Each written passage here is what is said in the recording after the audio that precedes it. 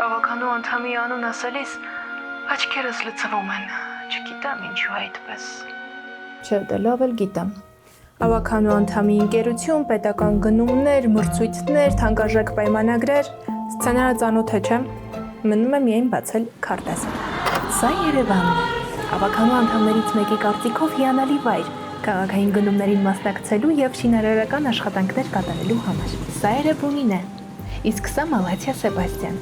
Այդ համայնքներում Երևանի ավականու նախկին անդամ Էդգար Զաքարյանի ընկերությունը հիմնանորոգել է բակեր, կառուցել թեքահարթակներ։ Նա իր պաշտոնավարման ընթացքում քաղաքապետարանի հետ կնքել է 32 միլիոն դրամի շինարարական աշխատանքների պայմանագրեր։ Իսկ սա Երևանի քաղաքապետարանն է։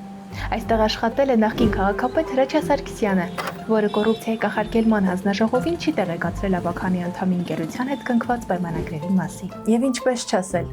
ավականու անդամի անուն ասելիս Այդտեղս այրվում են։ չգիտեմ ինչու այդպես։ Եթե կարևոր եք համարում մեր աշխատանքը, հետևեք, տարածեք մեր հրապարակումները եւ աջակցեք մեզ Patreon-ում, քանի որ infocom ասելիս հանրային շահը ժպտում է։